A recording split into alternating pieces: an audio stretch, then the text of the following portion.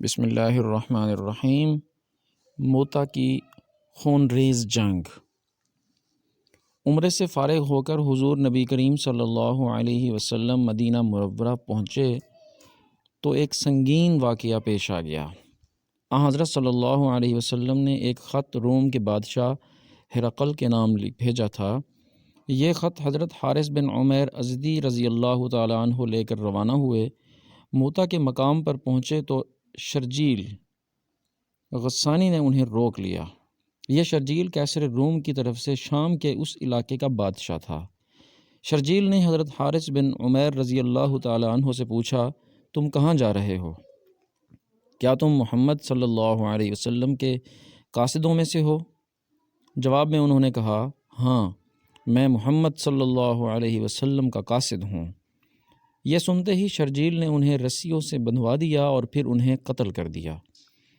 حضرت صلی اللہ علیہ وسلم کے قاصدوں میں سے یہ پہلے قاصد ہیں جنہیں شہید کیا گیا۔ اللہ کے رسول صلی اللہ علیہ وسلم کو اس واقعہ سے بہت صدمہ ہوا۔ آپ صلی اللہ علیہ وسلم نے فوراً صحابہ کرام رضی اللہ عنہم کا ایک لشکر تیار کیا۔ اس کی تعداد 3000 تھی۔ حضور اقدس صلی اللہ علیہ وسلم نے ان لوگوں کو شاہ روم سے جنگ کرنے کا حکم فرمایا اور اس لشکر کا سپہ سالار حضرت زید بن حارثہ رضی اللہ تعالی عنہ کو مقرر فرمایا۔ جب یہ لشکر کوچ کرنے کے لیے تیار ہو گیا تو حضور اقدس صلی اللہ علیہ وسلم نے ارشاد فرمایا، اگر زید بن حارثہ شہید ہو جائیں تو ان کی جگہ جعفر بن ابی طالب لشکر کے امیر ہوں گے۔ اگر جعفر بن ابی طالب بھی شہید ہو جائیں تو عبداللہ بن رواحہ ان کی جگہ لیں گے، اور اگر عبداللہ بن رواحہ بھی شہید ہو جائیں تو مسلمان جس پر راضی ہوں اسے اپنا امیر بنا لیں۔ جب آپ صلی اللہ علیہ وسلم نے یہ ہدایات فرمائیں، اس وقت ایک یہودی شخص بھی وہاں موجود تھا اور یہ سب سن رہا تھا۔ اس نے کہا، اگر یہ واقعی نبی ہیں تو میں قسم کھا کر کہتا ہوں کہ جن لوگوں کے نام انہوں نے لیے ہیں وہ سب شہید ہو جائیں گے۔ یہ بات حضرت زید بن حارثہ رضی اللہ تعالیٰ عنہ نے سن لی تو بولے، میں گواہی دیتا ہوں کہ حضرت صلی اللہ علیہ وسلم سچے نبی ہیں۔ آپ صلی اللہ علیہ وسلم نے ایک سفید رنگ کا پرچم تیار کیا اور زید بن حارثہ رضی اللہ تعالیٰ عنہ کو دے دیا۔ پھر آپ صلی اللہ علیہ وسلم نے مجاہدین کو نصیحت فرمائی، جہاں حارث بن عمیر کو قتل کیا گیا ہے، جب تم وہاں پہنچو تو پہلے ان لوگوں کو اسلام کی دعوت دینا۔ وہ دعوت قبول کر لیں تو ٹھیک، ورنہ اللہ تعالیٰ سے ان کے مقابلے میں مدد مانگنا اور ان سے جنگ کرنا۔ لشکر کو روانہ کرتے وقت مسلمانوں نے کہا، اللہ تمہارا ساتھی ہو، تمہاری مدد فرمائے اور تم لوگوں کو خیر اور خوشی کے ساتھ ہمارے درمیان واپس لائے۔ جب یہ لشکر روانہ ہوا تو آپ صلی اللہ علیہ وسلم سنیت الوداع کے مقام تک انہیں رخصت کرنے کے لیے ساتھ چلے۔ وہاں پہنچ کر انہیں نصیحت کی، میں تمہیں اللہ سے ڈرتے رہنے کی نصیحت کرتا ہوں۔ تمہارے ساتھ جو مسلمان ہیں ان سب کے لیے عافیت مانگتا ہوں۔ اللہ کا نام لے کر آگے بڑھو، اللہ کے اور اپنے دشمنوں سے شام کی سرزمین میں جا کر جنگ کرو۔ وہاں تمہیں عبادت گاہوں اور خانقاہوں میں رہنے والے ایسے لوگ ملیں گے جو دنیا سے کٹ گئے ہیں، ان سے نہ الجھنا، کسی عورت پر اور کسی بچے پر تلوار مت اٹھانا، نہ درختوں کو کاٹنا اور نہ عمارتوں کو مسمار کرنا۔ عام مسلمانوں نے بھی انہیں رخصت ہوتے ہوئے کہا، اللہ تعالیٰ تمہاری حفاظت فرمائے اور تمہیں مال غنیمت کے ساتھ واپس لائے۔ ان دعاؤں کے ساتھ لشکر روانہ ہوا اور شام کی سرزمین میں پہنچ کر پڑاؤ ڈالا۔ اس وقت صحابہ کرام رضی اللہ عنہم کو معلوم ہوا کہ روم کا بادشاہ شہنشاہ ہرقل 2,00,000 فوج کے ساتھ ان کے مقابلے کے لیے تیار ہے۔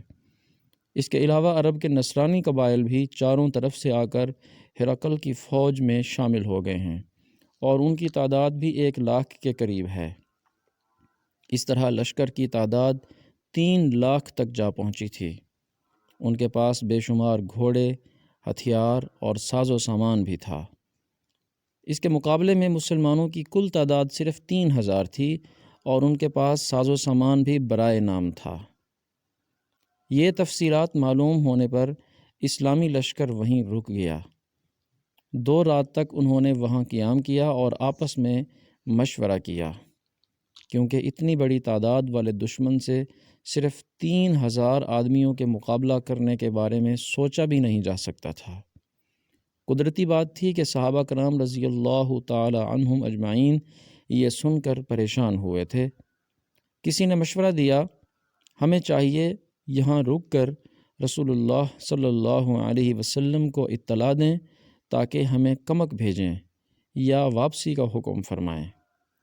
اس پر حضرت عبداللہ بن رواحہ رضی اللہ تعالی عنہ نے پرجوش لہجے میں کہا، لوگو، تم اسی مقصد سے جان بچا رہے ہو جس کے لیے وطن سے نکلے ہو۔ تم شہادت کی تلاش میں نکلے تھے۔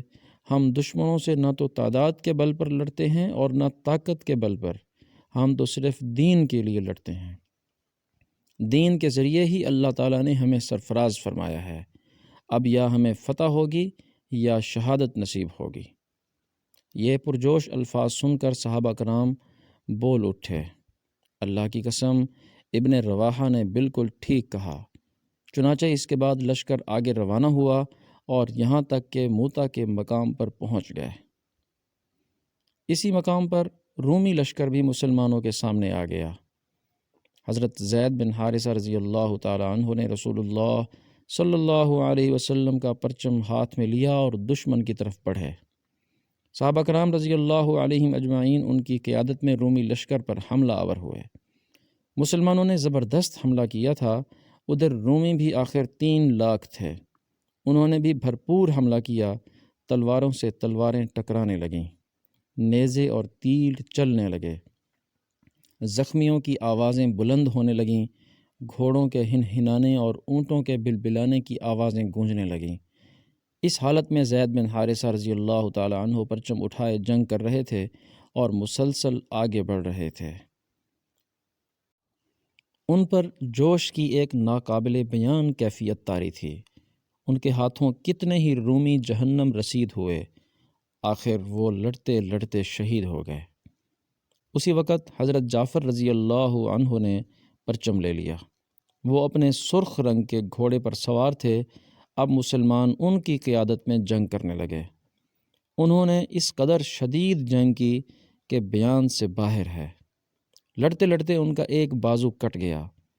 انہوں نے پرچم بائیں ہاتھ میں پکڑ لیا۔ کچھ ہی دیر بعد کسی نے ان کے بائیں بازو پر وار کیا اور وہ بھی کٹ گیا۔ انہوں نے پرچم کو اپنی گود کے سہارے سنبھالے رکھا اور اسی حالت میں شہادت کا جام نوش فرمایا۔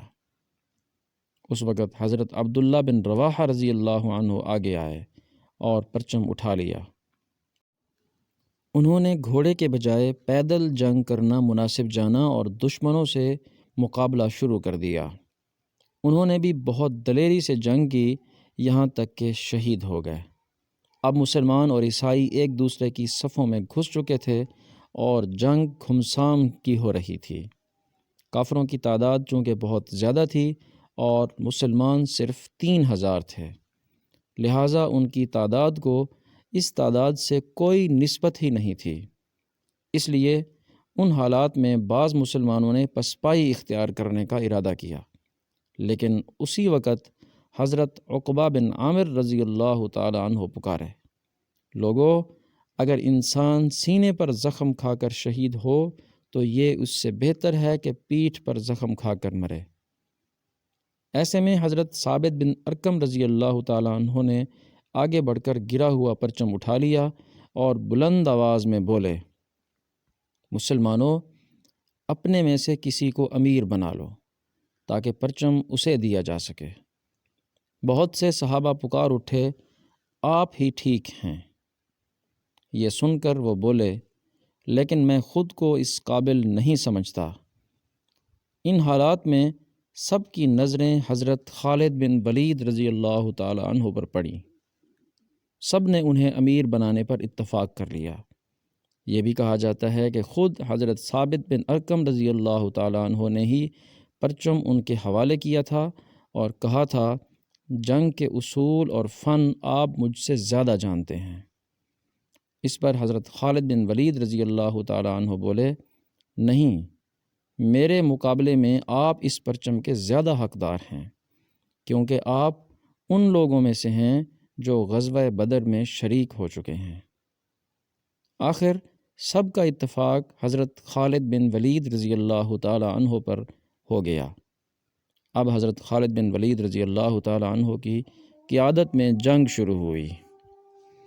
سیرت کا یہ مبارک سلسلہ جاری ہے۔ آپ سے گزارش ہے کہ چینل کو سبسکرائب کریں، ویڈیو کو لائک کریں اور اسے دوستوں کو شیئر کریں۔ آپ کے تعاون کا شکریہ۔ جزاکم اللہ خیرا کثیرا۔